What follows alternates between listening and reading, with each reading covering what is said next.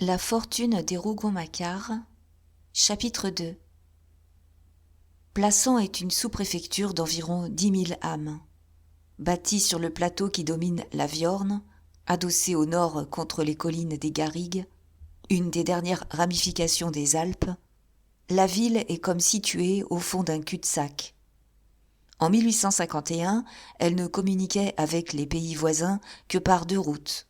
La route de Nice, qui descend à l'est, et la route de Lyon, qui monte à l'ouest, l'une continuant l'autre sur deux lignes presque parallèles. Depuis cette époque, on a construit un chemin de fer dont la voie passe au sud de la ville, en bas du coteau qui va en pente raide des anciens remparts à la rivière. Aujourd'hui, quand on sort de la gare, placée sur la rive droite du petit torrent, on aperçoit, en levant la tête, les premières maisons de Plassans dont les jardins forment terrasses. Il faut monter pendant un bon quart d'heure avant d'atteindre ces maisons. Il y a une vingtaine d'années, grâce sans doute au manque de communication, aucune ville n'avait mieux conservé le caractère dévot et aristocratique des anciennes cités provençales. Elle avait, et a d'ailleurs encore aujourd'hui, tout un quartier de grands hôtels bâtis sous Louis XIV et sous Louis XV, une douzaine d'églises, des maisons de jésuites et de capucins, un nombre considérable de couvents. La distinction des classes y est restée longtemps tranchée par la division des quartiers. Plassans en compte 3, qui forment chacun comme un bourg particulier et complet, ayant ses églises, ses promenades, ses mœurs, ses horizons. Le quartier des nobles, qu'on nomme quartier Saint-Marc, du nom d'une des paroisses qui le desservent, un petit Versailles aux rues droites, rongées d'herbes, et dont les larges maisons carrées cachent de vastes jardins, s'étend au sud, sur le bord du plateau. Certains hôtels, construits au ras même de la pente, ont une double rangée de terrasses, d'où l'on découvre toute la vallée de la Viorne, admirable point de vue, très vanté dans le pays. Le vieux quartier, l'ancienne ville, étage au nord-ouest ses ruelles étroites et tortueuses, bordées de masures branlantes. Là se trouve la mairie, le tribunal civil, le marché, la gendarmerie. Cette partie de Plassans, la plus populeuse, est occupée par les ouvriers, les commerçants, tout le menu peuple actif et misérable. La Villeneuve, enfin, forme une sorte de carré long au nord-est. La bourgeoisie, ceux qui ont amassé sou à sou une fortune, et ceux qui exercent une profession libérale, y habitent des maisons bien alignées, enduites d'un badigeon jaune clair. Ce quartier qu'embellit la sous-préfecture, une laide bâtisse de plâtre ornée de rosaces, comptait à peine 5 ou 6 rues en 1851. Il est de création récente, et, surtout, depuis la construction du chemin de fer, il tend seul à s'agrandir. Ce qui, de nos jours, partage encore Plassans en 3 parties indépendantes et distinctes, c'est que les quartiers sont seulement bornés par de grandes voies. Le cours Sauvert et la rue de Rome, qui en est comme le prolongement étranglé, vont de l'ouest à l'est, de la Grande Porte à la Porte de Rome, coupant ainsi la ville en 2 morceaux, séparant le quartier des nobles des 2 autres quartiers. Ceux-ci sont eux-mêmes délimités par la rue de la Banne. Cette rue, la plus belle du pays, prend naissance à l'extrémité du cours Sauvert et monte vers le nord, en laissant à gauche les masses noires du vieux quartier, à droite les maisons jaune clair de la Villeneuve. C'est là, vers le milieu de la rue, au fond d'une petite place plantée d'arbres maigres, que se dresse la sous-préfecture, monument dont les bourgeois de Plassans sont très fiers. Comme pour s'isoler davantage et se mieux enfermer chez elle, la ville est entourée d'une ceinture d'anciens remparts qui ne servent aujourd'hui qu'à la rendre plus noire et plus étroite. On démolirait à coups de fusil ces fortifications ridicules, mangées de lierre et couronnées de giroflées sauvages, tout au plus égales en hauteur et en épaisseur aux murailles d'un couvent. Elles sont percées de plusieurs ouvertures, dont les 2 principales, la porte de Rome et la Grande Porte, s'ouvrent, la première sur la route de Nice, la seconde sur la route de Lyon, à l'autre bout de la ville.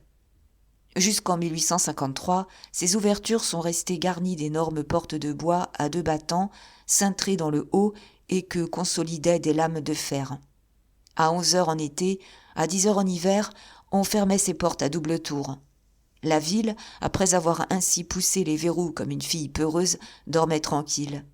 Un gardien, qui habitait une logette placée dans un des angles intérieurs de chaque portail, avait charge d'ouvrir aux personnes attardées. Mais il fallait parlementer longtemps. Le gardien n'introduisait les gens qu'après avoir éclairé de sa lanterne et examiné attentivement leur visage au travers d'un judas. Pour peu qu'on lui déplut, on couchait dehors. Tout l'esprit de la ville, fait de poltronnerie, d'égoïsme, de routine, de la haine du dehors et du désir religieux d'une vie cloîtrée, se trouvait dans ces tours de clés données aux portes chaque soir. Plassans, quand il s'était bien cadenassé, se disait « Je suis chez moi », avec la satisfaction d'un bourgeois dévot qui, sans crainte pour sa caisse, certain de n'être réveillé par aucun tapage, va réciter ses prières et se mettre voluptueusement au lit. Il n'y a pas de cité, je crois, qui se soit entêtée si tard à s'enfermer comme une nonne. La population de Plassans se divise en 3 groupes. Autant de quartiers, autant de petits mondes à part. Il faut mettre en dehors les fonctionnaires, le sous-préfet, le receveur particulier, le conservateur des hypothèques, le directeur des postes. Tous gens étrangers à la contrée, peu aimés et très enviés, vivant à leur guise. Les vrais habitants, ceux qui ont poussé là et qui sont fermement décidés à y mourir, respectent trop les usages reçus et les démarcations établies pour ne pas se parquer d'eux-mêmes dans une des sociétés de la ville. Les nobles se cloîtrent hermétiquement. Depuis la chute de Charles X, ils sortent à peine, se hâtent de rentrer dans leurs grands hôtels silencieux, marchant furtivement comme en pays ennemi. Ils ne vont chez personne et ne se reçoivent même pas entre eux. Leurs salons ont pour seul habitué quelques prêtres. L'été, ils habitent les châteaux qu'ils possèdent aux environs. L'hiver, ils restent au coin de leur feu. Ce sont des morts s'ennuyant dans la vie. Aussi, leur quartier a-t-il le calme lourd d'un cimetière. Les portes et les fenêtres sont soigneusement barricadées. On dirait une suite de couvents fermés à tous les bruits du dehors.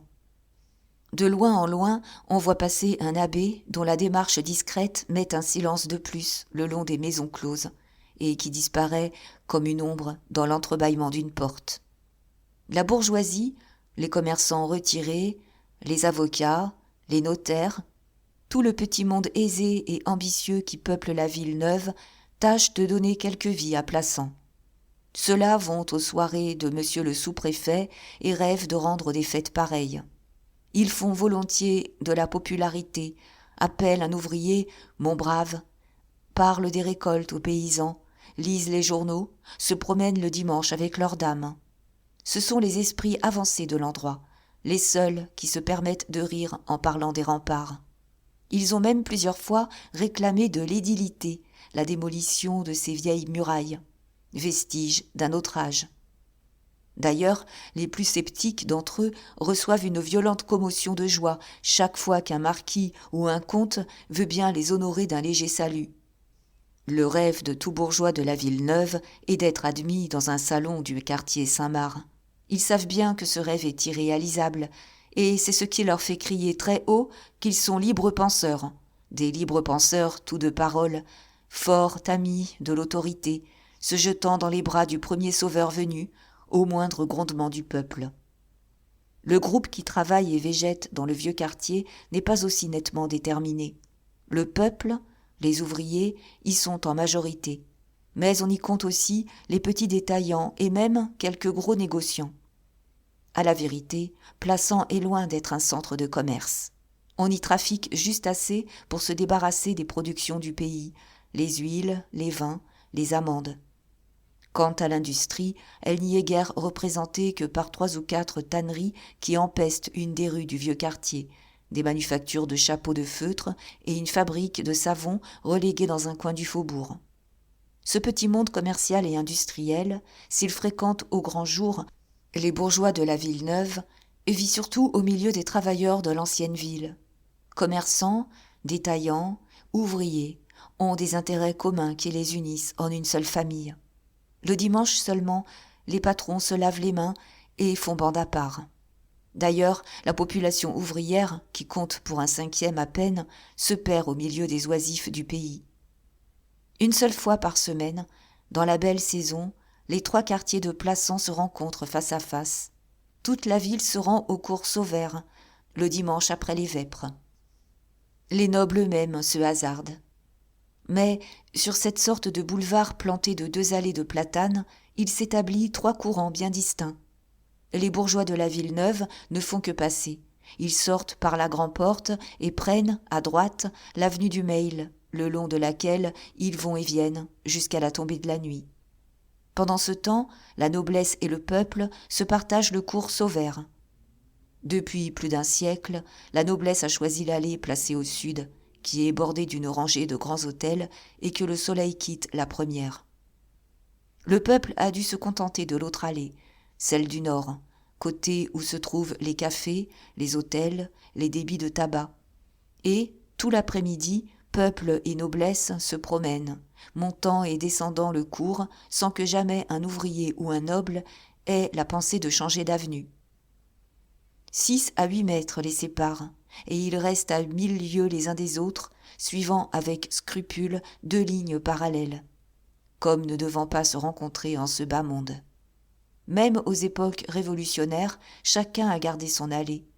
Cette promenade réglementaire du dimanche et les tours de clé donnés le soir aux portes sont des faits du même ordre qui suffisent pour juger les 10 000 âmes de la ville.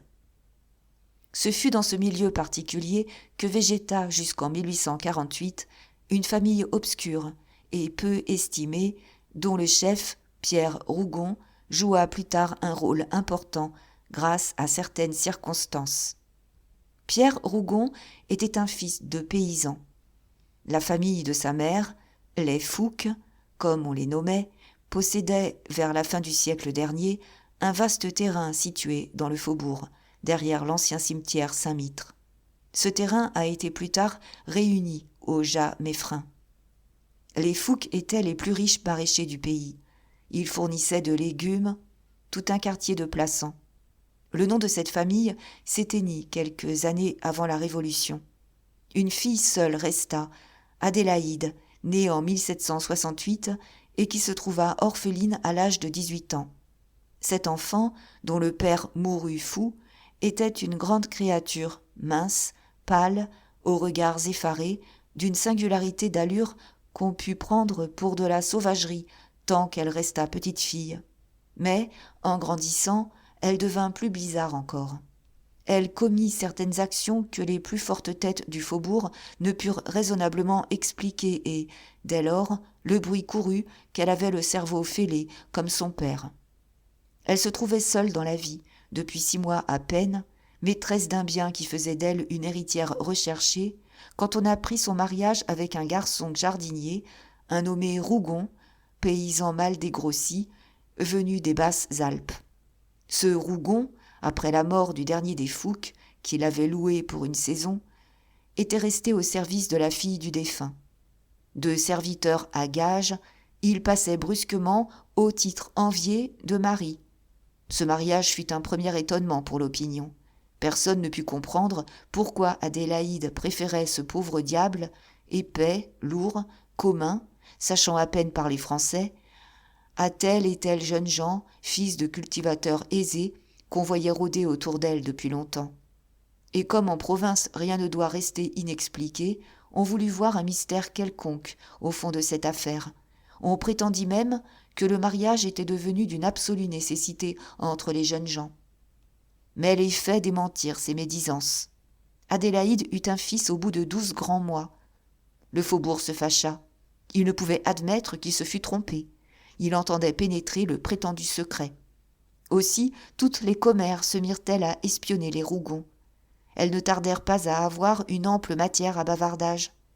Rougon mourut presque subitement, 15 mois après son mariage, d'un coup de soleil qu'il reçut un après-midi en sarclant un plant de carottes. Une année s'était à peine écoulée que la jeune veuve donna lieu à un scandale inouï. On sut d'une façon certaine qu'elle avait un amant. Elle ne paraissait pas s'en cacher. Plusieurs personnes affirmaient l'avoir entendu tutoyer publiquement le successeur du pauvre Rougon. 1 an de veuvage au plus, et un amant. Un pareil oubli des convenances parut monstrueux, en dehors de la saine raison. Ce qui rendit le scandale plus éclatant, ce fut l'étrange choix d'Adélaïde. Alors demeurait au fond de l'impasse Saint-Mitre, dans une masure dont les derrières donnaient sur le terrain des Fouques, un homme mal famé que l'on désignait d'habitude sous cette locution « ce gueux de Macquart ». Cet homme disparaissait pendant des semaines entières. Puis on le voyait reparaître, un beau soir, les bras vides, les mains dans les poches, flânant. Il sifflait, il semblait revenir d'une petite promenade. Et les femmes, assises sur le seuil de leur porte, disaient en le voyant passer « Tiens, ce gueux de Macquart, il aura caché ses ballots et son fusil dans quelque creux de la Viorne. » La vérité était que Macquart n'avait pas de rente et qu'il mangeait et buvait en heureux fainéant pendant ses courts séjours à la ville. Il buvait surtout avec un entêtement farouche. Seul à une table, au fond d'un cabaret, il s'oubliait chaque soir, les yeux fixés stupidement sur son verre, sans jamais écouter ni regarder autour de lui. Et quand le marchand de vin fermait sa porte, il se retirait d'un pas ferme, la tête plus haute, comme redressée par l'ivresse. « Macquart marche bien droit, il est ivre-mort », disait-on en le voyant rentrer. D'ordinaire, lorsqu'il n'avait pas bu, il allait légèrement courbé, évitant les regards des curieux, avec une sorte de timidité sauvage. Depuis la mort de son père, un ouvrier tanneur, qui lui avait laissé pour tout héritage la masure de l'impasse Saint-Mitre, on ne lui connaissait ni parents ni amis. La proximité des frontières et le voisinage des forêts de la Seille avaient fait de ce paresseux et singulier garçon un contrebandier doublé d'un braconnier, un de ces êtres à figure louche dont les passants disent « Je ne voudrais pas rencontrer cette tête-là, à minuit, au coin d'un bois. » Grand, terriblement barbu, la face maigre, Macquart était la terreur des bonnes femmes du faubourg. Elles l'accusaient de manger des petits enfants tout crus. À peine âgé de 30 ans, il paraissait en avoir 50. Sous les broussailles de sa barbe et les mèches de ses cheveux, qui lui couvraient le visage, pareils aux touffes de poils d'un caniche, on ne distinguait que le luisant de ses yeux bruns, le regard furtif et triste d'un homme aux instincts vagabonds, que le vin et une vie de paria ont rendu mauvais. Bien qu'on ne pût préciser aucun de ses crimes, il ne se commettait pas un vol, pas un assassinat dans le pays, sans que le premier soupçon se portât sur lui. Et c'était cet ogre, ce brigand, ce gueux de Macquart, qu'Adélaïde avait choisi. En 20 mois, elle eut 2 enfants, un garçon puis une fille. De mariage entre eux, il n'en fut pas un instant question. Jamais le faubourg n'avait vu une pareille audace dans l'inconduite. La stupéfaction fut si grande, l'idée que Macquart avait pu trouver une maîtresse jeune et riche renversa à un tel point les croyances des commères qu'elles furent presque douces pour Adélaïde. « La pauvre, elle est devenue complètement folle, » disait-elle. « Si elle avait une famille, il y a longtemps qu'elle serait enfermée. » Et comme on ignora toujours l'histoire de ses amours étranges, ce fut encore cette canaille de Macquart qui fut accusée d'avoir abusé du cerveau faible d'Adélaïde pour lui voler son argent. Le fils légitime, le petit Pierre Rougon, grandit avec les bâtards de sa mère. Adélaïde garda auprès d'elle ces derniers, Antoine et Ursule, les louveteaux, comme on les nommait dans le quartier, sans d'ailleurs les traiter ni plus ni moins tendrement que son enfant du premier lit. Elle paraissait n'avoir pas une conscience bien nette de la situation faite dans la vie à ces 2 pauvres créatures. Pour elle, ils étaient ses enfants au même titre que son premier-né.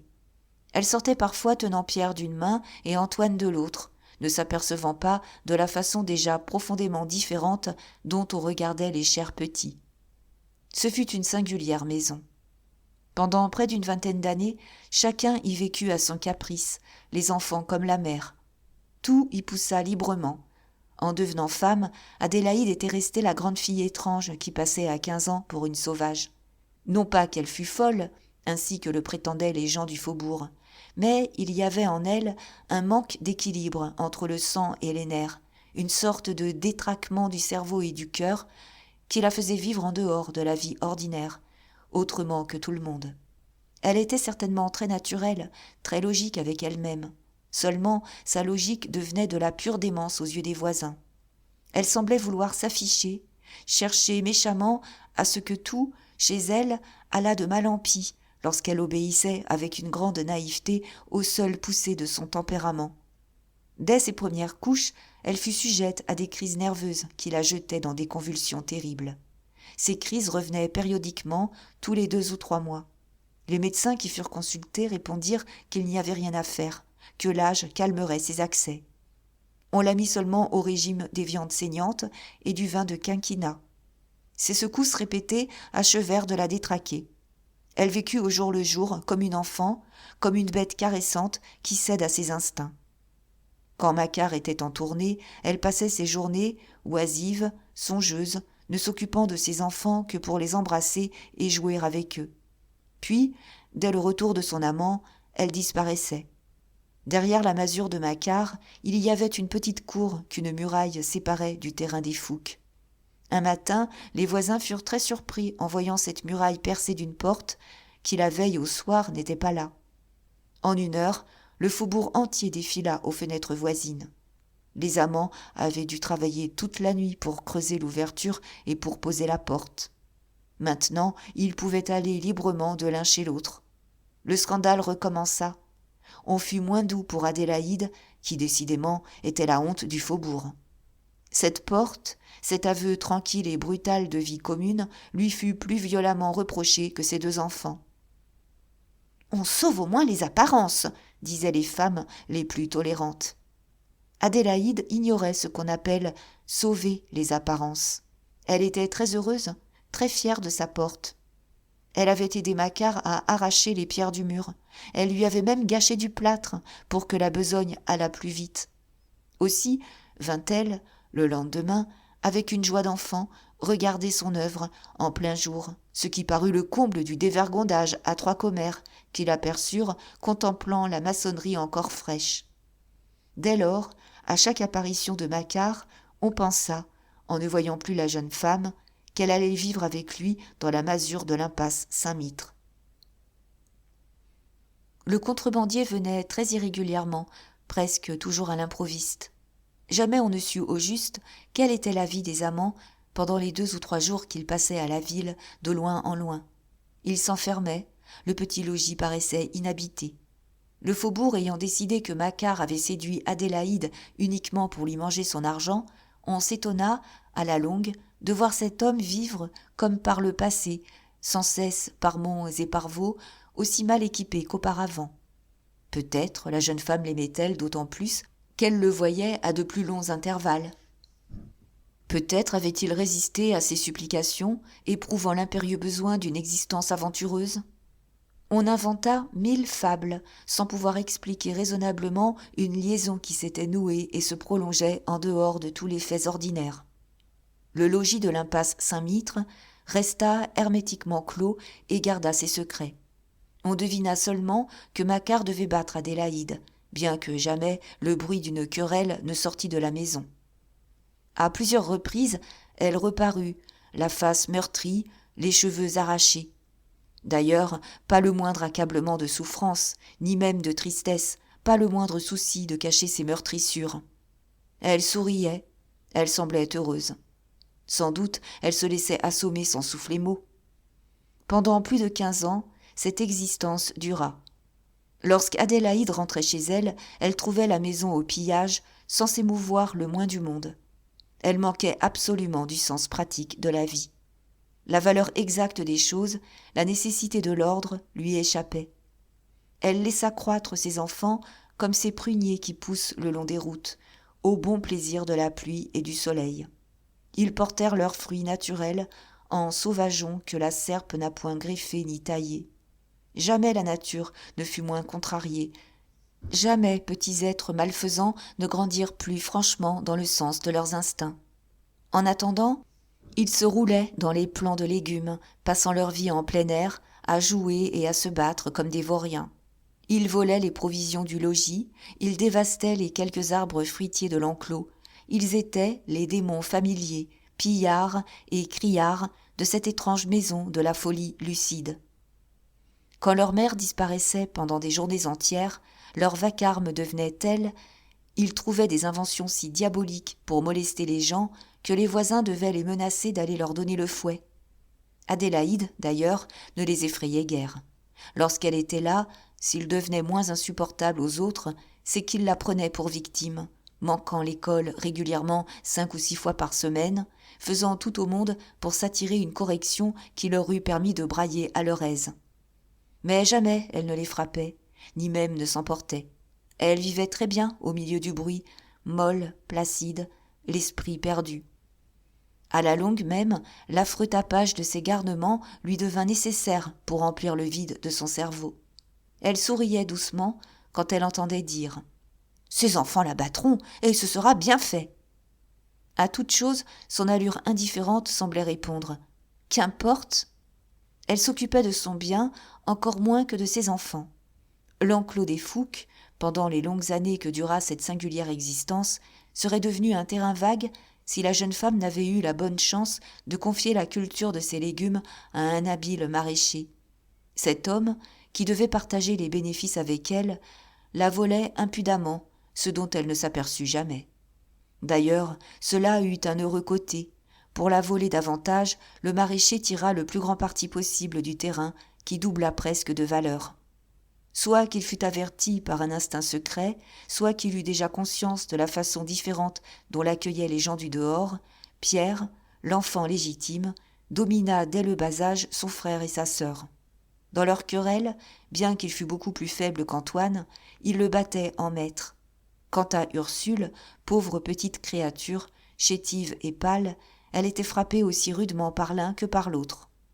D'ailleurs, jusqu'à l'âge de 15 ou 16 ans, les 3 enfants se rouèrent de coups fraternellement, sans s'expliquer leur haine vague, sans comprendre d'une manière nette combien ils étaient étrangers.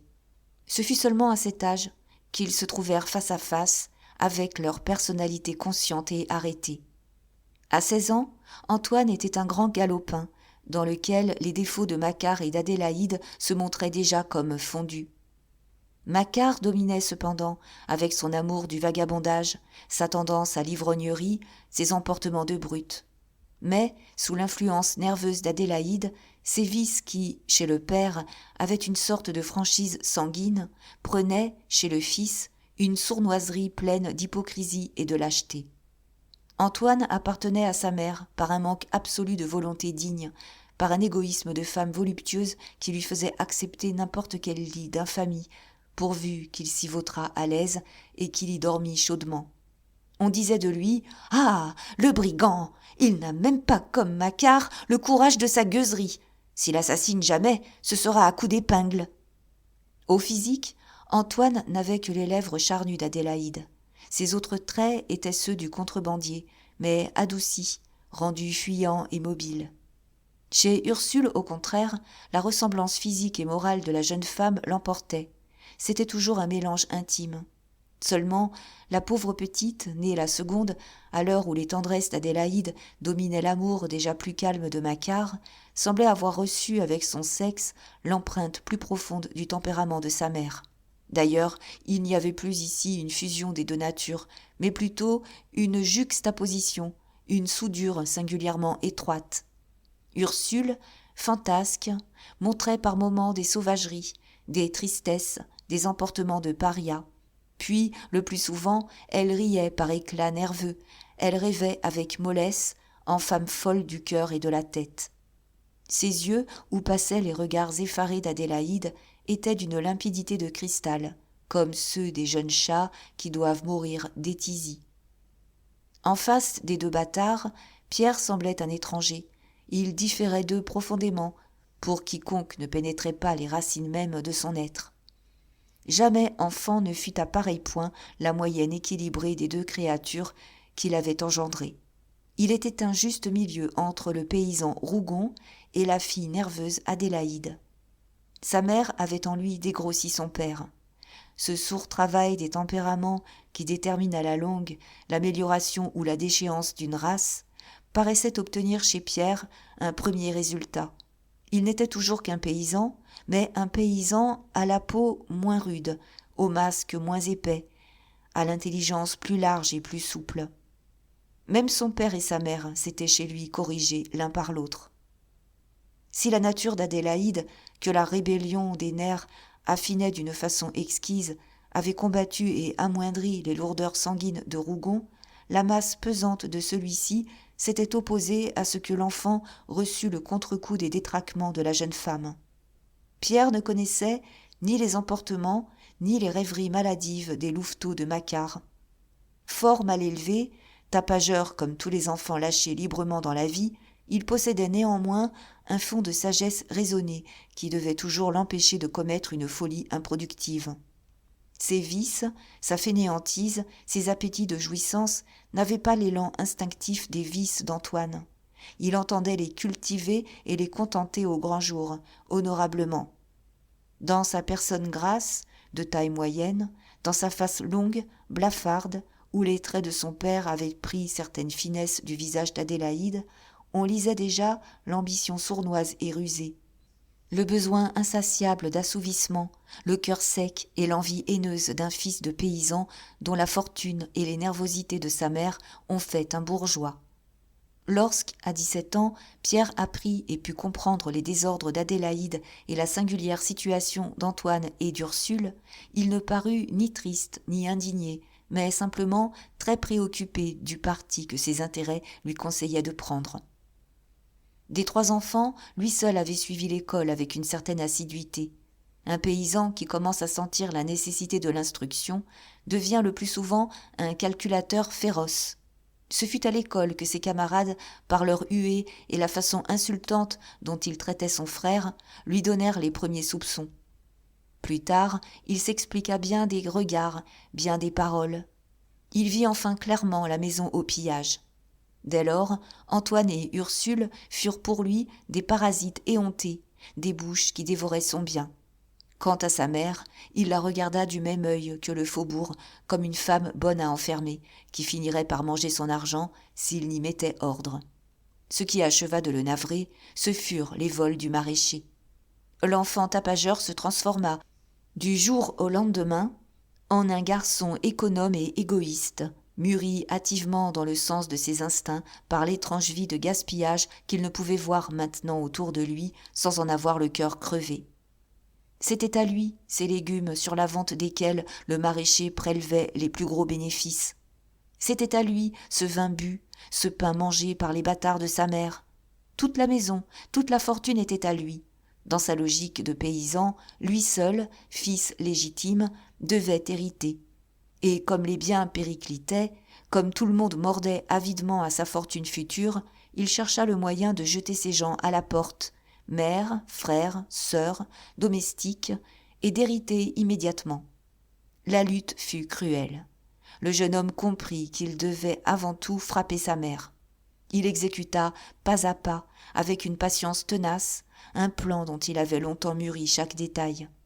Sa tactique fut de se dresser devant Adélaïde comme un reproche vivant. Non pas qu'il s'emportât, ni qu'il lui adressât des paroles amères sur son inconduite, mais il avait trouvé une certaine façon de la regarder, sans mot dire, qui la terrifiait. Lorsqu'elle reparaissait, après un court séjour au logis de Macquart, elle ne levait plus les yeux sur son fils qu'en frissonnant. Elle sentait ses regards, froids et aigus comme des lames d'acier, qui la poignardaient, longuement, sans pitié. L'attitude sévère et silencieuse de Pierre, de cet enfant d'un homme qu'elle avait si vite oublié, troublait étrangement son pauvre cerveau malade. Elle se disait que Rougon ressuscitait pour la punir de ses désordres. Toutes les semaines, maintenant, elle était prise d'une de ces attaques nerveuses qui la brisaient. On la laissait se débattre. Quand elle revenait à elle rattachait ses vêtements, elle se traînait, plus faible. Souvent, elle sanglotait la nuit, se serrant la tête entre les mains, acceptant les blessures de Pierre comme les coups d'un dieu vengeur. D'autres fois, elle le reniait. Elle ne reconnaissait pas le sang de ses entrailles dans ce garçon épais, dont le calme glaçait si douloureusement sa fièvre. Elle eût mieux aimé 1000 fois être battue que d'être ainsi regardée en face. Ces regards implacables, qui la suivaient partout, finirent par la secouer d'une façon si insupportable qu'elle forma à plusieurs reprises le projet de ne plus revoir son amant. Mais, dès que Makar arrivait, elle oubliait ses serments, elle courait à lui. Et la lutte recommençait à son retour, plus muette, plus terrible. Au bout de quelques mois, elle appartint à son fils. Elle était devant lui comme une petite fille qui n'est pas certaine de sa sagesse et qui craint toujours d'avoir mérité le fouet. Pierre, en habile garçon, lui avait lié les pieds et les mains. C'en était fait une servante soumise, sans ouvrir les lèvres, sans entrer dans des explications difficiles et compromettantes. Quand le jeune homme sentit sa mère en sa possession, qu'il put la traiter en esclave, il commença à exploiter dans son intérêt les faiblesses de son cerveau et la terreur folle qu'un seul de ses regards lui inspirait. Son premier soin, dès qu'il fut maître au logis, fut de congédier le maraîcher et de le remplacer par une créature à lui. Il prit la haute direction de la maison, vendant, achetant, tenant la caisse. Il ne chercha, d'ailleurs, ni à régler la conduite d'Adélaïde, ni à corriger Antoine et Ursule de leur paresse.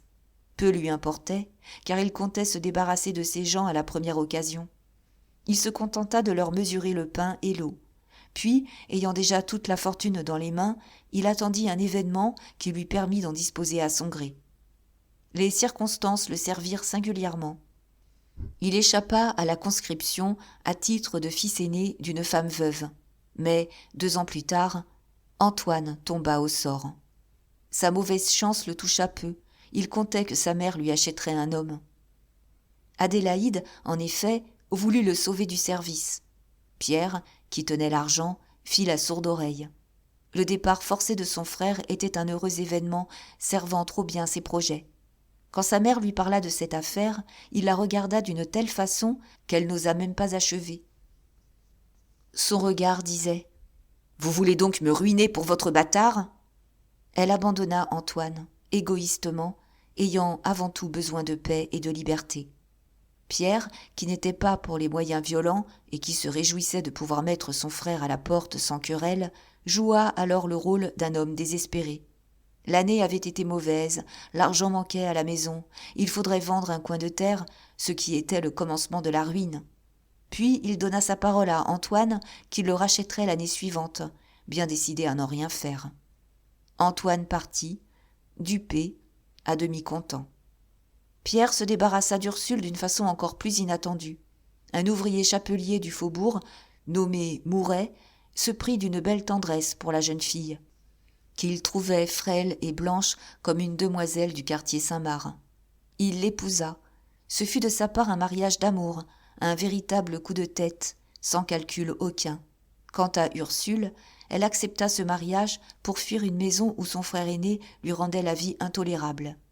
Sa mère, enfoncée dans ses jouissances, mettant ses dernières énergies à se défendre elle-même, en était arrivée à une indifférence complète. Elle fut même heureuse de son départ, espérant que Pierre, n'ayant plus aucun sujet de mécontentement, la laisserait vivre en paix, à sa guise. Dès que les jeunes gens furent mariés, Mouret comprit qu'il devait quitter Plassans s'il ne voulait entendre chaque jour des paroles désobligeantes sur sa femme et sur sa belle-mère. Il partit, il emmena Ursule à Marseille, où il travailla de son état. D'ailleurs, il n'avait pas demandé un sou de dot. Comme Pierre, surpris de ce désintéressement, s'était mis à balbutier, cherchant à lui donner des explications, il lui avait fermé la bouche en disant qu'il préférait gagner le pain de sa femme. Le digne fils du paysan Rougon demeura inquiet. Cette façon d'agir lui sembla cacher quelques pièges. Restait Adélaïde. Pour rien au monde, Pierre ne voulait continuer à demeurer avec elle. Elle le compromettait. C'était par elle qu'il aurait désiré commencer. Mais il se trouvait pris entre 2 alternatives fort embarrassantes. La garder, et alors recevoir les éclaboussures de sa honte, s'attacher au pied d'un boulet qui arrêterait l'élan de son ambition. La chasser, et à coup sûr se faire montrer au doigt comme un mauvais fils, ce qui aurait dérangé ses calculs de bonhomie. Sentant qu'il allait avoir besoin de tout le monde, il souhaitait que son nom rentrât en grâce auprès de Plassans entier. Un seul moyen était à prendre, celui d'amener Adélaïde à s'en aller d'elle-même. Pierre ne négligeait rien pour obtenir ce résultat. Il se croyait parfaitement excusé de ses duretés par l'inconduite de sa mère. Il la punissait comme on punit un enfant. Les rôles étaient renversés. Sous cette férule toujours levée, la pauvre femme se courbait. Elle était à peine âgée de 42 ans, et elle avait des balbutiements d'épouvante, des airs vagues et humbles de vieille femme tombée en enfance. Son fils continuait à la tuer de ses regards sévères, espérant qu'elle s'enfuirait le jour où elle serait à bout de courage. La malheureuse souffrait horriblement de honte, de désirs contenus, de lâcheté acceptée, recevant passivement les coups et retournant quand même à Macquart, prête à mourir sur la place plutôt que de céder. Il y avait des nuits où elle se serait levée pour courir se jeter dans la Viorne, si sa chair faible de femme nerveuse n'avait eu une peur atroce de la mort. Plusieurs fois, elle rêva de fuir, d'aller retrouver son amant à la frontière. Ce qui la retenait au logis, dans les silences méprisants et les secrètes brutalités de son fils, c'était de ne savoir où se réfugier. Pierre sentait que depuis longtemps elle l'aurait quitté si elle avait eu un asile. Il attendait l'occasion de lui louer quelque part un petit logement, lorsqu'un accident sur lequel il n'osait compter brusqua la réalisation de ses désirs. On apprit, dans le faubourg, que Macquart venait d'être tué à la frontière par le coup de feu d'un douanier, au moment où il entrait en France toute une cargaison de montres de Genève. L'histoire était vraie. On ne ramena pas même le corps du contrebandier, qui fut enterré dans le cimetière d'un petit village des montagnes. La douleur d'Adélaïde fut stupide. Son fils, qui l'observa curieusement, ne lui vit pas verser une larme. Macquart l'avait faite sa légataire. Elle hérita de la masure de l'impasse Saint-Mitre et de la carabine du défunt qu'un contrebandier, échappé aux balles des douaniers, lui rapporta loyalement. Dès le lendemain, elle se retira dans la petite maison. Elle pendit la carabine au-dessus de la cheminée et vécut là, étrangère au monde, solitaire, muette. Enfin, Pierre Rougon était seul maître au logis. L'enclos des Fouques lui appartenait en fait, sinon légalement. Jamais il n'avait compté s'y établir. C'était un champ trop étroit pour son ambition. Travailler à la terre, soigner des légumes, lui semblait grossier, indigne de ses facultés. Il avait hâte de n'être plus un paysan. Sa nature, affinée par le tempérament nerveux de sa mère, éprouvait des besoins irrésistibles de jouissance bourgeoise. Aussi, dans chacun de ses calculs, avait-il vu, comme dénouement, la vente de l'enclos des Fouques. Cette vente, en lui mettant dans les mains une somme assez ronde, devait lui permettre d'épouser la fille de quelque négociant qui le prendrait comme associé. En ce temps-là, les guerres de l'Empire éclaircissaient singulièrement les rangs des jeunes hommes à marier. Les parents se montraient moins difficiles dans le choix d'un gendre. Pierre se disait que l'argent arrangerait tout, et qu'on passerait aisément sur les commérages du faubourg. Il entendait se poser en victime, en brave cœur qui souffre des hontes de sa famille, qui les déplore, sans en être atteint et sans les excuser. Depuis plusieurs mois, il avait jeté ses vues sur la fille d'un marchand d'huile, Félicité Puech. La maison Puech et Lacan, dont les magasins se trouvaient dans une des ruelles les plus noires du vieux quartier, étaient loin de prospérer. Elle avait un crédit douteux sur la place, on parlait vaguement de faillite. Ce fut justement à cause de ces mauvais bruits que Rougon dressa ses batteries de ce côté.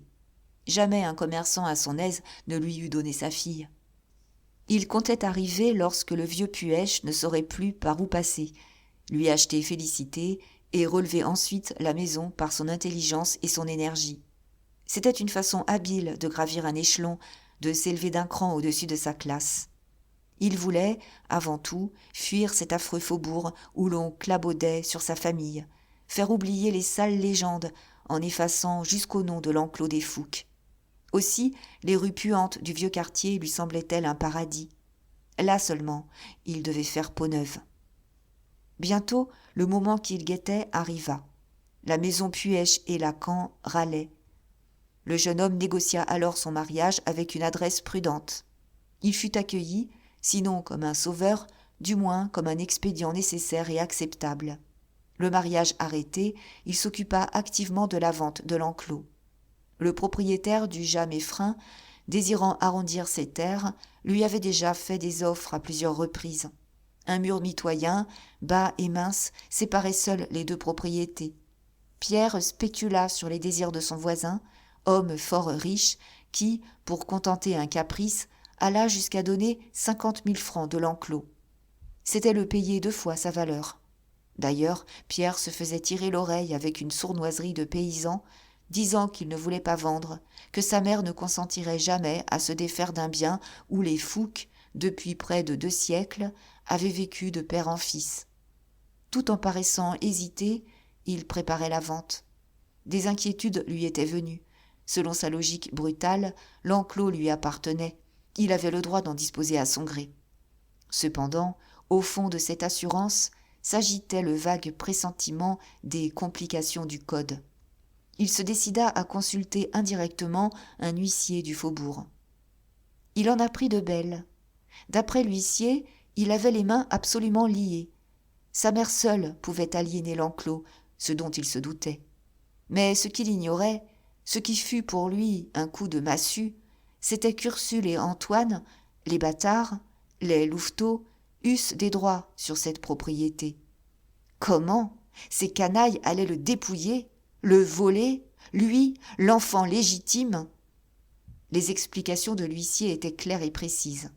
Adélaïde avait, il est vrai, épousé Rougon sous le régime de la communauté, mais toute la fortune consistant en biens-fonds, la jeune femme, selon la loi, était rentrée en possession de cette fortune à la mort de son mari. D'un autre côté, Macquart et Adélaïde avaient reconnu leurs enfants, qui, dès lors, devaient hériter de leur mère. Comme unique consolation, Pierre apprit que le code rognait la part des bâtards au profit des enfants légitimes. Cela ne le consola nullement. Il voulait tout. Il n'aurait pas partagé 10 sous entre Ursule et Antoine. Cette échappée sur les complications du code lui ouvrit de nouveaux horizons, qu'il sonda d'un air singulièrement songeur. Il comprit vite qu'un homme habile doit toujours mettre la loi de son côté. Et voici ce qu'il trouva sans consulter personne, pas même l'huissier auquel il craignait de donner l'éveil. Il savait pouvoir disposer de sa mère comme d'une chose. Un matin, il l'amena chez un notaire et lui fit signer un acte de vente. Pourvu qu'on lui laissât son taudis de l'impasse Saint-Mitre, Adélaïde aurait vendu Plassans. Pierre lui assurait, d'ailleurs, une rente annuelle de 600 francs, et lui jurait ses grands dieux qu'il veillerait sur son frère et sa sœur. Un tel serment suffisait à la bonne femme. Elle récita au notaire la leçon qu'il plut à son fils de lui souffler. Le lendemain, le jeune homme lui fit mettre son nom au bas d'un reçu, dans lequel elle reconnaissait avoir touché 50 000 francs, comme prix de l'enclos. Ce fut là son coup de génie, un acte de fripon. Il se contenta de dire à sa mère, étonnée d'avoir à signer un pareil reçu, lorsqu'elle n'avait pas vu un centime des 50 000 francs, que c'était une simple formalité, ne tirant pas à conséquence. En glissant le papier dans sa poche, il pensait « Maintenant, les louveteaux peuvent me demander des comptes. Je leur dirai que la vieille a tout mangé. Ils n'oseront jamais me faire un procès. » 8 jours après, le mur mitoyen n'existait plus. La charrue avait retourné la terre des plants de légumes. L'enclos des Fouques, selon le désir du jeune Rougon, allait devenir un souvenir légendaire. Quelques mois plus tard, le propriétaire du Jas Meffrin fit même démolir l'ancien logis des maraîchers, qui tombait en ruine. Quand Pierre eut les 50 000 francs entre les mains, il épousa Félicité Puech dans les délais strictement nécessaires. Félicité était une petite femme noire, comme on en voit en Provence. On eût dit une de ces cigales brunes, sèches, stridentes, au vol brusque, qui se cognent la tête dans les amandiers. Maigre, la gorge plate, les épaules pointues, le visage en museau de fouine, singulièrement fouillé et accentué, elle n'avait pas d'âge. On lui eût donné 15 ans ou 30 ans, bien qu'elle en eût en réalité 19, 4 de moins que son mari. Il y avait une ruse de chatte au fond de ses yeux noirs, étroits, pareils à des trous de vrille. Son front bas et bombé, son nez légèrement déprimé à la racine, et dont les narines s'évasaient ensuite, fines et frémissantes, comme pour mieux goûter les odeurs, la mince ligne rouge de ses lèvres, la proéminence de son menton qui se rattachait aux joues par des creux étranges, toute cette physionomie de naine futée était comme le masque vivant de l'intrigue, de l'ambition active et envieuse. Avec sa laideur, Félicité avait une grâce à elle qui la rendait séduisante. On disait d'elle qu'elle était jolie ou laide à volonté. Cela devait dépendre de la façon dont elle nouait ses cheveux, qui étaient superbes. Mais cela dépendait plus encore du sourire triomphant qui illuminait son teint doré lorsqu'elle croyait l'emporter sur quelqu'un. Née avec une sorte de mauvaise chance, se jugeant mal partagée par la fortune, elle consentait le plus souvent à n'être qu'un laideron. D'ailleurs, elle n'abandonnait pas la lutte. Elle s'était promis de faire un jour crever d'envie la ville entière par l'étalage d'un bonheur et d'un luxe insolents. Et si elle avait pu jouer sa vie sur une scène plus vaste, où son esprit délié se fût développé à l'aise, elle aurait à coup sûr réalisé promptement son rêve. Elle était d'une intelligence fort supérieure à celle des filles de sa classe et de son instruction. Les méchantes langues prétendaient que sa mère, morte quelques années après sa naissance, avait, dans les premiers temps de son mariage, été intimement liée avec le marquis de Carnavant, un jeune noble du quartier Saint-Marc. La vérité était que Félicité avait des pieds et des mains de marquise, et qui semblait ne pas devoir appartenir à la race des travailleurs dont elle descendait. Le vieux quartier s'étonna, un mois durant, de lui voir épouser Pierre Rougon, ce paysan à peine dégrossi, cet homme du faubourg dont la famille n'était guère en odeur de sainteté. Elle laissa clabauder, accueillant par de singuliers sourires les félicitations contraintes de ses amis. Ses calculs étaient faits. Elle choisissait Rougon en fille qui prend un mari comme on prend un complice. Son père, en acceptant le jeune homme, ne voyait que l'apport des 50 000 francs qui allaient le sauver de la faillite. Mais Félicité avait de meilleurs yeux. Elle regardait au loin dans l'avenir, et elle se sentait le besoin d'un homme bien portant, un peu rustre même, derrière lequel elle pût se cacher, et dont elle fit aller à son gré les bras et les jambes. Elle avait une haine raisonnée pour les petits messieurs de province, pour ce peuple efflanqué de clercs de notaire, de futurs avocats qui grelottent dans l'espérance d'une clientèle. Sans la moindre dot, désespérant d'épouser le fils d'un gros négociant, elle préférait 1000 fois un paysan qu'elle comptait employer comme un instrument passif à quelque maigre bachelier qui l'écraserait de sa supériorité de collégien et la traînerait misérablement toute la vie à la recherche de vanités creuses. Elle pensait que la femme doit faire l'homme. Elle se croyait de force à tailler un ministre dans un vacher. Ce qui l'avait séduite chez Rougon, c'était la carrure de la poitrine, le torse trapu et ne manquant pas d'une certaine élégance. Un garçon ainsi bâti devait porter avec aisance et gaillardise le monde d'intrigue qu'elle rêvait de lui mettre sur les épaules. Si elle appréciait la force et la santé de son mari, elle avait d'ailleurs su deviner qu'il était loin d'être un imbécile. Sous la chair épaisse, elle avait flairé les souplesses sournoises de l'esprit. Mais elle était loin de connaître son Rougon, elle le jugeait encore plus bête qu'il n'était. Quelques jours après son mariage, ayant fouillé par hasard dans le tiroir d'un secrétaire, elle trouva le reçu des 50 000 francs signés par Adélaïde. Elle comprit et fut effrayée. Sa nature, d'une honnêteté moyenne, répugnait à ces sortes de moyens, mais, dans son effroi, il y eut de l'admiration.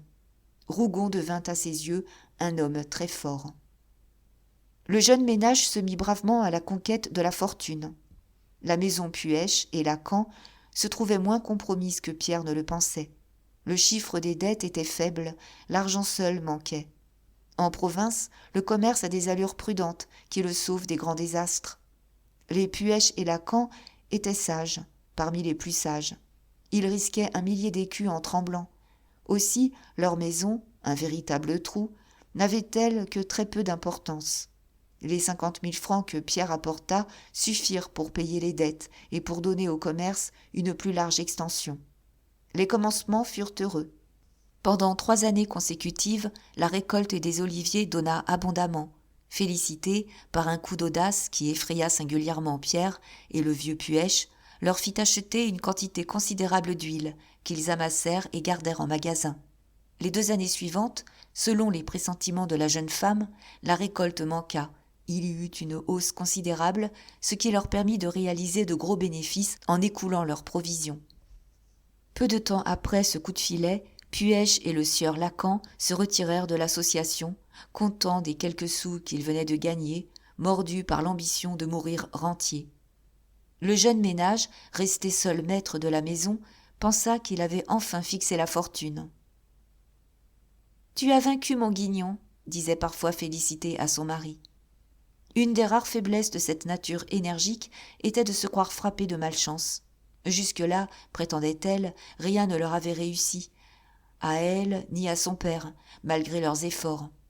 La superstition méridionale aidant, elle s'apprêtait à lutter contre la destinée, comme on lutte contre une personne en chair et en os qui chercherait à vous étrangler. Les faits ne tardèrent pas à justifier étrangement ses appréhensions. Le Guignon revint, implacable. Chaque année, un nouveau désastre ébranla la maison Rougon. Un banqueroutier lui emportait quelques milliers de francs. Les calculs probables sur l'abondance des récoltes devenaient faux par suite de circonstances incroyables. Les spéculations les plus sûres échouaient misérablement. Ce fut un combat sans trêve ni merci. « Tu vois bien que je suis née sous une mauvaise étoile, » disait amèrement Félicité. Et elle s'acharnait, cependant, furieuse, ne comprenant pas pourquoi elle, qui avait eu le flair si délicat pour une première spéculation, ne donnait plus à son mari que des conseils déplorables. Pierre, abattu, moins tenace, aurait 20 fois liquidé sans l'attitude crispée et opiniâtre de sa femme. Elle voulait être riche. Elle comprenait que son ambition ne pouvait bâtir que sur la fortune. Quand ils auraient quelques centaines de mille francs, ils seraient les maîtres de la ville. Elle ferait nommer son mari à un poste important. Elle gouvernerait. Ce n'était pas la conquête des honneurs qui l'inquiétait. Elle se sentait merveilleusement armée pour cette lutte. Mais elle restait sans force devant les premiers sacs d'écus à gagner. Si le maniement des hommes ne l'effrayait pas, elle éprouvait une sorte de rage impuissante en face de ces pièces de 100 sous, inertes, blanches et froides, sur lesquelles son esprit d'intrigue n'avait pas de prise, et qui se refusaient stupidement à elle. Pendant plus de 30 ans, la bataille dura. Lorsque Puech mourut, ce fut un nouveau coup de massue. Félicité, qui comptait hériter d'une 40aine de mille francs, apprit que le vieil égoïste, pour mieux dorloter ses vieux jours, avait placé sa petite fortune à fond perdu. Elle en fit une maladie. Elle s'aigrissait peu à peu. Elle devenait plus sèche, plus stridente. À la voir tourbillonner, du matin au soir, autour des jarres d'huile, on eût dit qu'elle croyait activer la vente par ses vols continuels de mouches inquiètes. Son mari, au contraire, s'apesantissait. Le Guignon l'engraissait, le rendait plus épais et plus mou. Ces 30 années de lutte ne les menèrent cependant pas à la ruine. À chaque inventaire annuel, il joignait à peu près les deux bouts. S'ils éprouvaient des pertes pendant une saison, il les réparait à la saison suivante. C'était cette vie au jour le jour qui exaspérait Félicité. Elle eût préféré une belle et bonne faillite. Peut-être auraient-ils pu alors recommencer leur vie, au lieu de s'entêter dans l'infiniment petit, de se brûler le sang pour ne gagner que leur strict nécessaire. En un tiers de siècle, ils ne mirent pas 50 000 francs de côté. Il faut dire que, dès les premières années de leur mariage, il poussa chez eux une famille nombreuse qui devint à la longue une très lourde charge. Félicité, comme certaines petites femmes, eut une fécondité qu'on n'aurait jamais supposée, à voir la structure chétive de son corps. En 5 années, de 1811 à 1815, elle eut 3 garçons, un tous les 2 ans. Pendant les 4 années qui suivirent, elle accoucha encore de 2 filles. Rien ne fait mieux pousser les enfants que la vie placide et bestiale de la province. Les époux accueillirent fort mal les 2 dernières venues. Et les filles, quand les dots manquent, deviennent de terribles embarras. Rougon déclara à qui voulut l'entendre que c'était assez, que le diable serait bien fin s'il lui envoyait un 6e enfant. Félicité, effectivement, en demeura là. On ne sait pas à quel chiffre elle se serait arrêtée. D'ailleurs, la jeune femme ne regarda pas cette marmaille comme une cause de ruine. Au contraire, elle reconstruisit sur la tête de ses fils l'édifice de sa fortune, qui s'écroulait entre ses mains. Ils n'avaient pas 10 ans qu'elle escomptait déjà en rêve leur avenir. Doutant de jamais réussir par elle-même, elle se mit à espérer en eux pour vaincre l'acharnement du sort. Ils satisferaient ses vanités déçues, et lui donnerait cette position riche et enviée qu'elle poursuivait en vain. Dès lors, sans abandonner la lutte soutenue par la maison de commerce, elle eut une seconde tactique pour arriver à contenter ses instincts de domination. Il lui semblait impossible que, sur ses 3 fils, il n'y eût pas un homme supérieur qui les enrichirait tous. Elle sentait cela, disait-elle. Aussi soigna-t-elle les marmots avec une ferveur où il y avait des sévérités de mère et des tendresses d'usurier. Elle se plut à les engraisser amoureusement comme un capital qui devait plus tard rapporter de gros intérêts. « Laisse donc !» criait Pierre. « Tous les enfants sont des ingrats. Tu les gâtes, tu nous ruines. » Quand Félicité parla d'envoyer les petits au collège, il se fâcha. Le latin était un luxe inutile. Il suffirait de leur faire suivre les classes d'une petite pension voisine. Mais la jeune femme tint bon.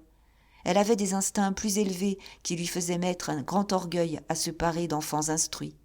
D'ailleurs, elle sentait que ses fils ne pouvaient rester aussi illettrés que son mari, si elle voulait les voir un jour des hommes supérieurs. Elle les rêvait tous 3 à Paris, dans de hautes positions qu'elle ne précisait pas.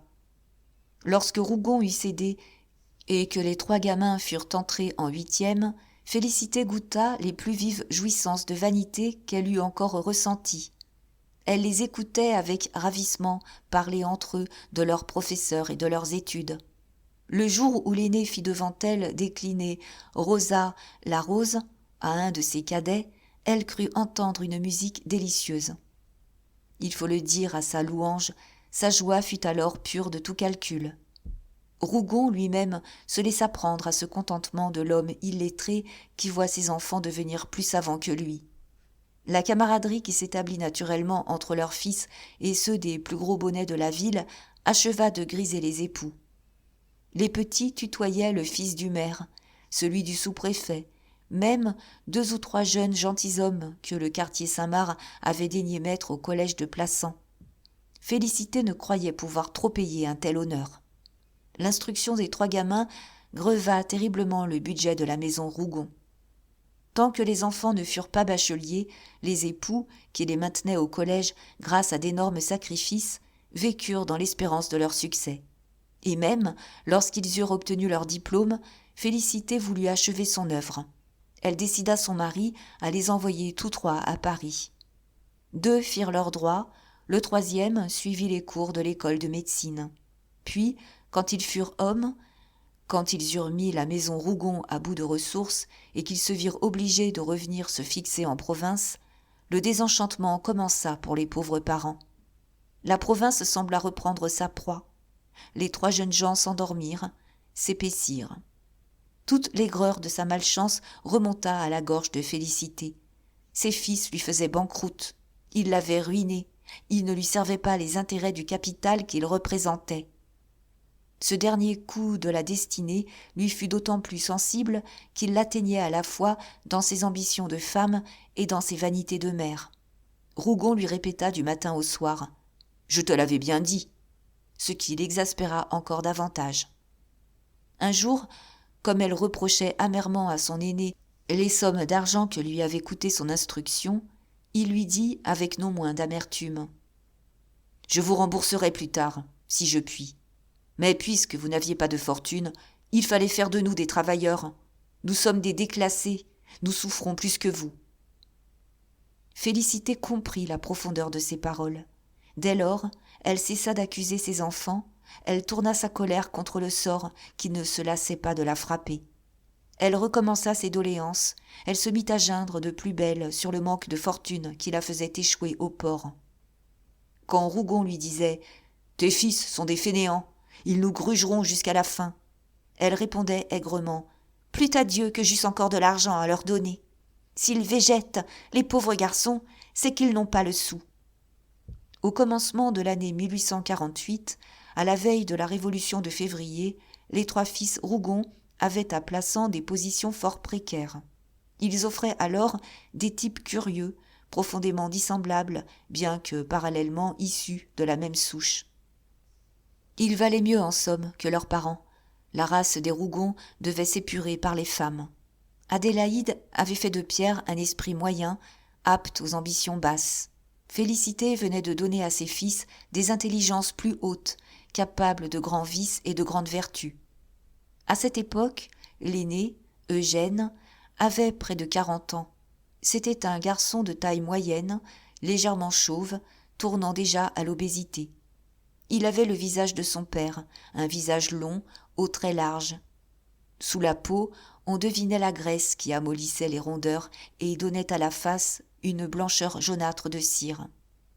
Mais si l'on sentait encore le paysan dans la structure massive et carrée de la tête, la physionomie se transfigurait, s'éclairait en dedans lorsque le regard s'éveillait en soulevant les paupières appesanties. Chez le fils, la lourdeur du père était devenue de la gravité. Ce gros garçon avait d'ordinaire une attitude de sommeil puissant. À certains gestes larges et fatigués, on eût dit un géant qui se détirait les membres en attendant l'action. Par un de ces prétendus caprices de la nature, où la science commence à distinguer des lois, si la ressemblance physique de Pierre était complète chez Eugène, Félicité semblait avoir contribué à fournir la matière pensante.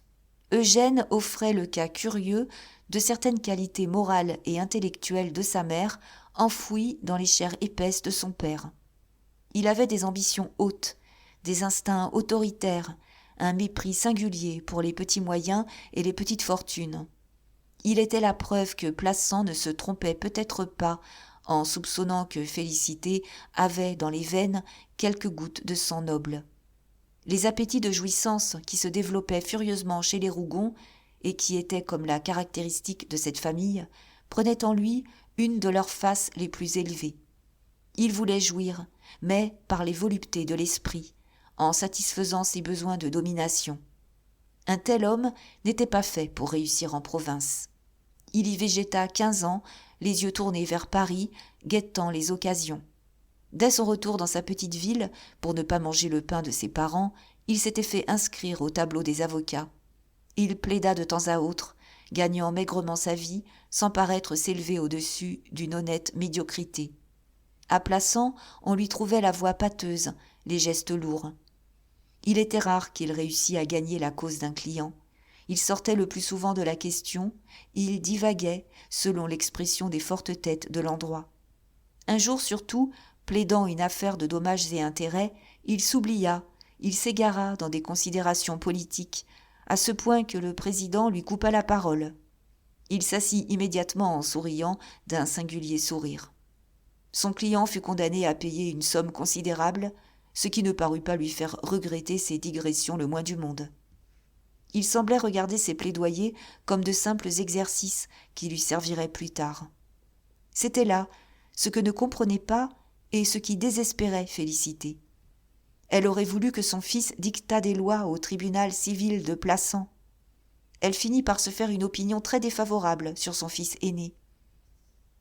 Selon elle, ce ne pouvait être ce garçon endormi qui serait la gloire de la famille.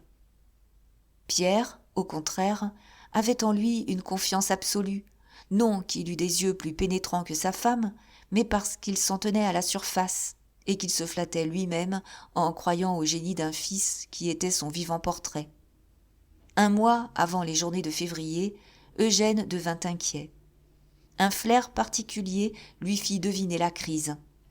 Dès lors, le pavé de Plassans lui brûla les pieds. On le vit rôder sur les promenades comme une âme en peine. Puis, il se décida brusquement. Il partit pour Paris. Il n'avait pas 500 francs dans sa poche. Aristide, le plus jeune des fils Rougon, était opposé à Eugène, géométriquement pour ainsi dire. Il avait le visage de sa mère et des avidités, un caractère sournois, apte aux intrigues vulgaires où les instincts de son père dominaient. La nature a souvent des besoins de symétrie. Petit, la mine chafouine, pareille à une pomme de canne curieusement taillée en tête de polichinelle, Aristide furetait, fouillait partout, peu scrupuleux, pressé de jouir. Il aimait l'argent comme son frère aîné aimait le pouvoir. Tandis qu'Eugène rêvait de plier un peuple à sa volonté et s'enivrait de sa toute-puissance future, lui se voyait 10 fois millionnaire, logé dans une demeure princière, mangeant et buvant bien, savourant la vie par tous les sens et tous les organes de son corps. Il voulait surtout une fortune rapide. Lorsqu'il bâtissait un château en Espagne, ce château s'élevait magiquement dans son esprit. Il avait des tonneaux d'or du soir au lendemain. Cela plaisait à ses paresses, d'autant plus qu'il ne s'inquiétait jamais des moyens et que les plus promptes lui semblaient les meilleurs.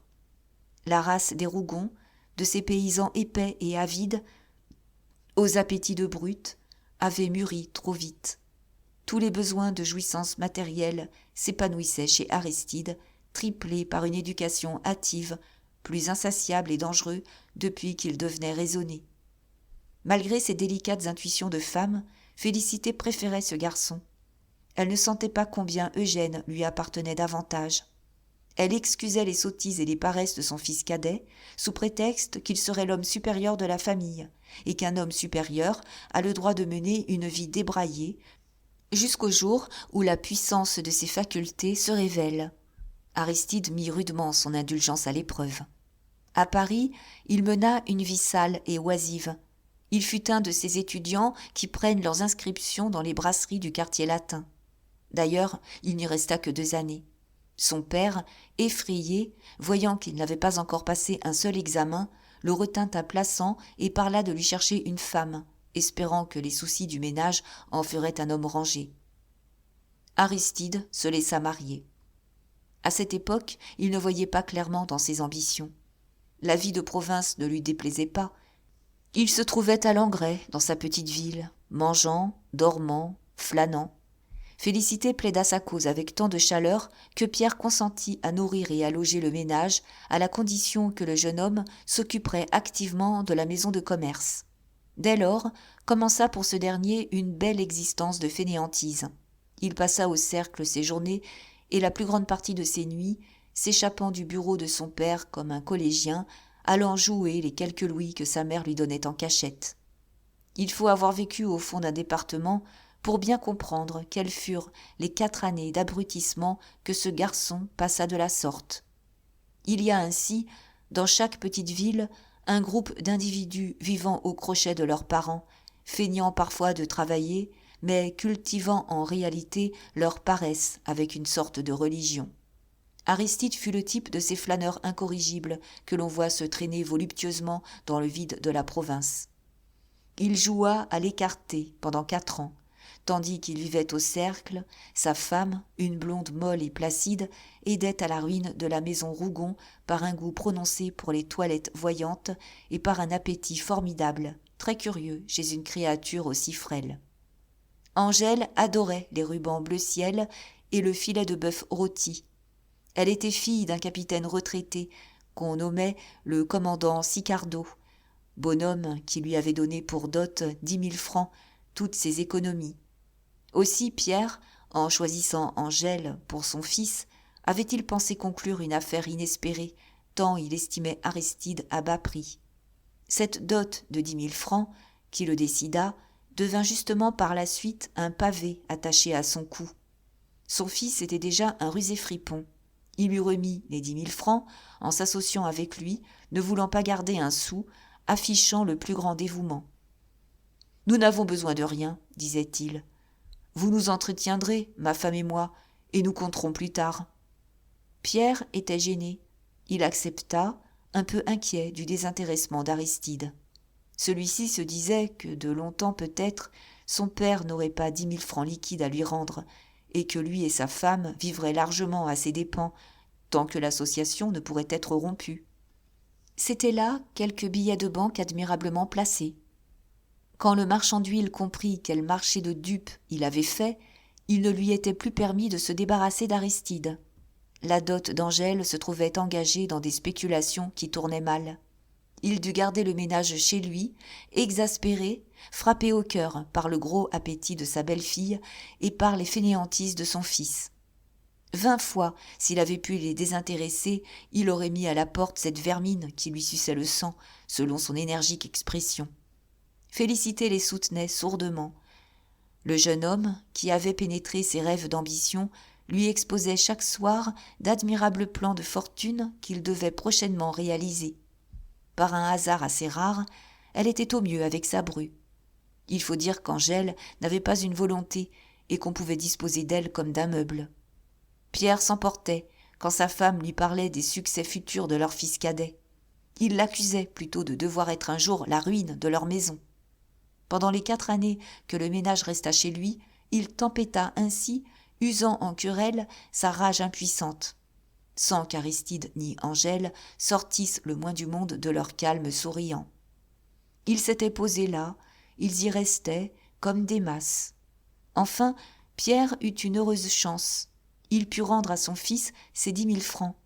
Quand il voulut compter avec lui, Aristide chercha tant de chicanes qu'il dut le laisser partir sans lui retenir un sou pour ses frais de nourriture et de logement.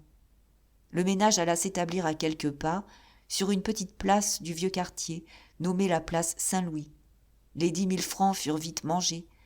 Il fallut s'établir. Aristide, d'ailleurs, ne changea rien à sa vie tant qu'il y eut de l'argent à la maison. Lorsqu'il en fut à son dernier billet de 100 francs, il devint nerveux. On le vit rôder dans la ville d'un air louche. Il ne prit plus sa demi-tasse au cercle. Il regarda jouer, fiévreusement, sans toucher une carte. La misère le rendit pire encore qu'il n'était. Longtemps il tint le coup. Il s'entêta à ne rien faire. Il eut un enfant en 1840, le petit Maxime, que sa grand-mère Félicité fit heureusement entrer au collège et dont elle paya secrètement la pension. C'était une bouche de moins chez Aristide. Mais la pauvre Angèle mourait de faim. Le mari dut enfin chercher une place. Il réussit à entrer à la sous-préfecture. Il y resta près de 10 années et n'arriva qu'aux appointements de 1800 francs. Dès lors, haineux, amassant le fiel, il vécut dans l'appétit continuel des jouissances dont il était sevré. Sa position infime l'exaspérait. Les misérables 150 francs qu'on lui mettait dans la main lui semblaient une ironie de la fortune. Jamais pareille soif d'assouvir sa chair ne brûla un homme. Félicité, à laquelle il contait ses souffrances, ne fut pas fâchée de le voir affamé. Elle pensa que la misère fouetterait ses paresses. L'oreille au guet, en embuscade, il se mit à regarder autour de lui, comme un voleur qui cherche un bon coup à faire. Au commencement de l'année 1848, lorsque son frère partit pour Paris, il eut un instant l'idée de le suivre. Mais Eugène était garçon. Lui ne pouvait traîner sa femme si loin sans avoir en poche une forte somme. Il attendit, flairant une catastrophe, prêt à étrangler la première proie venue. L'autre fils Rougon, Pascal, celui qui était né entre Eugène et Aristide, ne paraissait pas appartenir à la famille. C'était un de ces cas fréquents qui font mentir les lois de l'hérédité. La nature donne souvent ainsi naissance, au milieu d'une race, à un être dont elle puise tous les éléments dans ses forces créatrices. Rien au moral ni au physique ne rappelait les Rougon chez Pascal. Grand, le visage doux et sévère, il avait une droiture d'esprit, un amour de l'étude, un besoin de modestie qui contrastait singulièrement avec les fièvres d'ambition et les menées peu scrupuleuses de sa famille. Après avoir fait à Paris d'excellentes études médicales, il s'était retiré à Plassans par goût, malgré les offres de ses professeurs. Il aimait la vie calme de la province. Il soutenait que cette vie est préférable pour un savant au tapage parisien. Même à Plassans, il ne s'inquiéta nullement de grossir sa clientèle. Très sobre, ayant un beau mépris pour la fortune, il sut se contenter des quelques malades que le hasard seul lui envoya. Tout son luxe consista dans une petite maison claire de la ville neuve, où il s'enfermait religieusement, s'occupant avec amour d'histoire naturelle. Il se prit surtout d'une belle passion pour la physiologie. On sut dans la ville qu'il achetait souvent des cadavres aux fossoyeurs de l'hospice, ce qui le fit prendre en horreur par les dames délicates et certains bourgeois poltrons. On n'alla pas heureusement jusqu'à le traiter de sorcier, mais sa clientèle se restreignit encore. On le regarda comme un original auquel les personnes de la bonne société ne devaient pas confier le bout de leurs petits doigts, sous peine de se compromettre. On entendit la femme du maire dire un jour « J'aimerais mieux mourir que de me faire soigner par ce monsieur. Il sent le mort. » Pascal, dès lors, fut jugé. Il parut heureux de cette peur sourde qu'il inspirait. Moins il avait de malades, plus il pouvait s'occuper de ses chères sciences. Comme il avait mis ses visites à un prix très modique, le peuple lui demeurait fidèle. Il gagnait juste de quoi vivre, et vivait satisfait, à 1000 lieues des gens du pays, dans la joie pure de ses recherches et de ses découvertes. De temps à autre, il envoyait un mémoire à l'Académie des sciences de Paris. Plassans ignorait absolument que cet original, ce monsieur qui sentait le mort, fut un homme très connu et très écouté du monde savant. Quand on le voyait, le dimanche, partir pour une excursion dans les collines des Garrigues, une boîte de botaniste pendue au cou et un marteau de géologue à la main, on haussait les épaules, on le comparait à tel autre docteur de la ville, si bien cravaté, si mielleux avec les dames, et dont les vêtements exhalaient toujours une délicieuse odeur de violette. Pascal n'était pas davantage compris par ses parents. Lorsque Félicité lui vit arranger sa vie d'une façon si étrange et si mesquine, elle fut stupéfaite et lui reprocha de tromper ses espérances. Elle, qui tolérait les paresses d'Aristide, qu'elle croyait féconde, ne put voir sans colère le train médiocre de Pascal, son amour de l'ombre, son dédain de la richesse, sa ferme résolution de rester à l'écart. Certes, ce ne serait pas cet enfant qui contenterait jamais ses vanités. « Mais d'où sors-tu » lui disait-elle parfois. « Tu n'es pas à nous. Vois tes frères, ils cherchent, ils tâchent de tirer profit de l'instruction que nous leur avons donnée. Toi, tu ne fais que des sottises. Tu nous récompenses bien mal, nous qui nous sommes ruinés pour t'élever. Non, tu n'es pas à nous. » Pascal, qui préférait rire chaque fois qu'il avait à se fâcher, répondait gaiement avec une fine ironie. « Allons, ne vous plaignez pas. Je ne veux point vous faire entièrement banqueroute. Je vous soignerai tous pour rien quand vous serez malade. » D'ailleurs, il voyait sa famille rarement, sans afficher la moindre répugnance, obéissant malgré lui à ses instincts particuliers. Avant qu'Aristide fût entré à la sous-préfecture, il vint plusieurs fois à son secours. Il était resté garçon. Il ne se douta seulement pas des graves événements qui se préparaient. Depuis 2 ou 3 ans, il s'occupait du grand problème de l'hérédité, comparant les races animales à la race humaine, et il s'absorbait dans les curieux résultats qu'il obtenait. Les observations qu'il avait faites sur lui et sur sa famille avaient été comme le point de départ de ses études. Le peuple comprenait si bien, avec son intuition inconsciente, à quel point il différait des Rougon, qu'il le nommait M. Pascal, sans jamais ajouter son nom de famille. 3 ans avant la Révolution de 1848, Pierre et Félicité quittèrent leur maison de commerce. L'âge venait, ils avaient tous deux dépassé la 50aine, ils étaient là de lutter. Devant leur peu de chance, ils eurent peur de se mettre absolument sur la paille s'ils s'entêtaient. Leur fils, en trompant leurs espérances, leur avait porté le coup de grâce. Maintenant qu'ils doutaient d'être jamais enrichis par eux, ils voulaient au moins se garder un morceau de pain pour leurs vieux jours. Ils se retiraient avec une 40aine de 1000 francs au plus. Cette somme leur constituait une rente de 2000 francs, juste de quoi vivre la vie mesquine de province. Heureusement, ils restaient seuls, ayant réussi à marier leurs filles, Marthe et Sidonie, dont l'une était fixée à Marseille et l'autre à Paris. En liquidant, ils auraient bien voulu aller habiter la ville neuve, le quartier des commerçants retirés, mais ils n'osèrent. Leur rente était trop modique. Ils craignirent d'y faire mauvaise figure. Par une sorte de compromis, ils louèrent un logement rue de la Banne, la rue qui sépare le vieux quartier du quartier neuf. Leur demeure se trouvant dans la rangée de maisons qui bordent le vieux quartier, ils habitaient bien encore la ville de la canaille. Seulement, ils voyaient de leurs fenêtres, à quelques pas, la ville des gens riches. Ils étaient sur le seuil de la terre promise. Leur logement, situé au 2e étage, se composait de 3 grandes pièces. Ils en avaient fait une salle à manger, un salon et une chambre à coucher. Au premier demeurait le propriétaire, un marchand de cannes et de parapluies, dont le magasin occupait le rez-de-chaussée. La maison étroite et peu profonde n'avait que 2 étages. Quand Félicité emménagea, elle eut un affreux serrement de cœur. Demeurer chez les autres, en province, est un aveu de pauvreté. Chaque famille bien posée à Plassans a sa maison, les immeubles s'y vendant à très bas prix. Pierre tint serrés les cordons de sa bourse. Il ne voulut pas entendre parler d'embellissement. L'ancien mobilier, fané, usé, éclopé, dut servir sans être seulement réparé.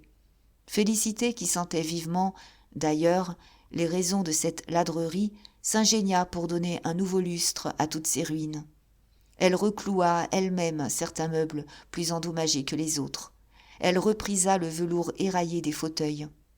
La salle à manger, qui se trouvait sur le derrière, ainsi que la cuisine, resta presque vide. Une table et une douzaine de chaises se perdirent dans l'ombre de cette vaste pièce, dont la fenêtre s'ouvrait sur le mur gris d'une maison voisine. Comme jamais personne n'entrait dans la chambre à coucher, Félicité y avait caché les meubles hors de service. Outre le lit, une armoire, un secrétaire et une toilette, on y voyait 2 berceaux mis l'un sur l'autre, un buffet dont les portes manquaient et une bibliothèque entièrement vide, ruine respectable que la vieille femme n'avait pu se décider à jeter. Mais tous ces soins furent pour le salon. Elle réussit presque à en faire un lieu habitable. Il était garni d'un meuble de velours jaunâtre, à fleurs satinées. Au milieu se trouvait un guéridon à tablettes de marbre. Des consoles, surmontées de glace, s'appuyaient au debout de la pièce. Il y avait même un tapis qui ne couvrait que le milieu du parquet, et un lustre garni d'un étui de mousseline blanche que les mouches avaient piqué de chiures noires. Au mur étaient pendues 6 lithographies représentant les grandes batailles de Napoléon.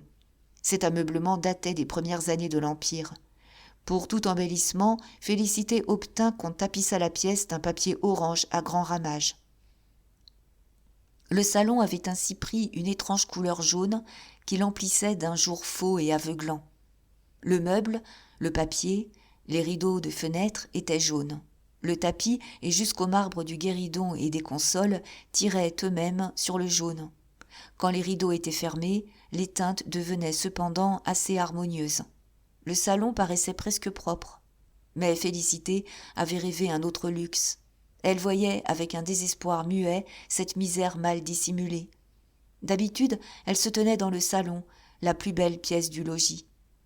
Une de ses distractions les plus douces et les plus amères à la fois était de se mettre à l'une des fenêtres de cette pièce qui donnait sur la rue de la Banne.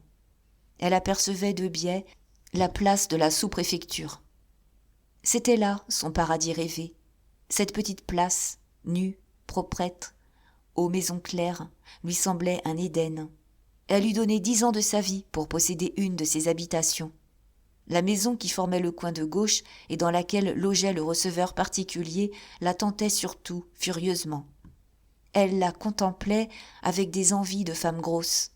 Parfois, lorsque les fenêtres de cet appartement étaient ouvertes, elle apercevait des coins de meubles riches, des échappées de luxe qui lui tournaient le sang. À cette époque, les Rougon traversaient une curieuse crise de vanité et d'appétit inassouvis. Leurs quelques bons sentiments s'aigrissaient. Ils se posaient en victimes du guignon, sans résignation aucune, plus âpres et plus décidés à ne pas mourir avant de s'être contentés.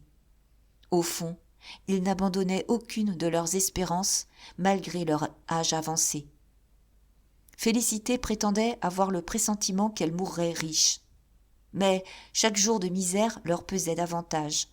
Quand ils récapitulaient leurs efforts inutiles, quand ils se rappelaient leurs 30 années de lutte, la défection de leurs enfants, et qu'ils voyaient leur château en Espagne aboutir à ce salon jaune dont il fallait tirer les rideaux pour en cacher la laideur, ils étaient pris de rage sourde. Et alors, pour se consoler, ils bâtissaient des plans de fortune colossales, ils cherchaient des combinaisons. Félicité rêvait qu'elle gagnait à une loterie le gros lot de 100 000 francs. Pierre s'imaginait qu'il allait inventer quelques spéculations merveilleuses. Il vivait dans une pensée unique, faire fortune, tout de suite, en quelques heures. Être riche, jouir, ne fût-ce que pendant une année. Tout leur être tendait à cela, brutalement, sans relâche. Et ils comptaient encore vaguement sur leur fils, avec cet égoïsme particulier des parents qui ne peuvent s'habituer à la pensée d'avoir envoyé leurs enfants au collège sans aucun bénéfice personnel. Félicité semblait ne pas avoir vieilli. C'était toujours la même petite femme noire, ne pouvant rester en place, bourdonnante comme une cigale. Un passant qui l'eût vue de dos sur un trottoir l'eût prise pour une fillette de 15 ans, à sa marche leste, aux sécheresses de ses épaules et de sa taille. Son visage lui-même n'avait guère changé, il s'était seulement creusé davantage, se rapprochant de plus en plus du museau de la fouine. On aurait dit la tête d'une petite fille qui se serait parcheminée sans changer de trait. Quant à Pierre Rougon, il avait pris du ventre. Il était devenu un très respectable bourgeois auquel il ne manquait que de grosses rentes pour paraître tout à fait digne. Sa face empâtée et blafarde, sa lourdeur, son air assoupi semblaient suer l'argent. Il avait entendu dire un jour à un paysan qui ne le connaissait pas « C'est quelque Richard, ce gros-là. Allez, il n'est pas inquiet de son dîner. » Réflexion qui l'avait frappé au cœur, car il regardait comme une atroce moquerie d'être resté un pauvre diable tout en prenant la graisse et la gravité satisfaite d'un millionnaire. Lorsqu'il se rasait, le dimanche, devant un petit miroir de 5 sous pendu à l'espagnolette d'une fenêtre, il se disait que, en habit et en cravate blanche, il ferait, chez monsieur le sous-préfet, meilleure figure que tel ou tel fonctionnaire de Plassans. Ce fils de paysan, blêmi dans les soucis du commerce, gras de vie sédentaire, cachant ses appétits haineux sous la placidité naturelle de ses traits, avait en effet l'air nul et solennel, la carrure imbécile qui pose un homme dans un salon officiel. On prétendait que sa femme le menait à la baguette, et l'on se trompait. Il était d'un entêtement de brute. Devant une volonté étrangère, nettement formulée, il se serait emporté grossièrement jusqu'à battre les gens. Mais Félicité était trop souple pour le contrecarrer. La nature vive, papillonnante de cette naine, n'avait pas pour tactique de se heurter de front aux obstacles. Quand elle voulait obtenir quelque chose de son mari ou le pousser dans la voie qu'elle croyait la meilleure, elle l'entourait de ses vols brusques de cigale, le piquait de tous les côtés, revenait 100 fois à la charge jusqu'à ce qu'il cédât sans trop s'en apercevoir lui-même.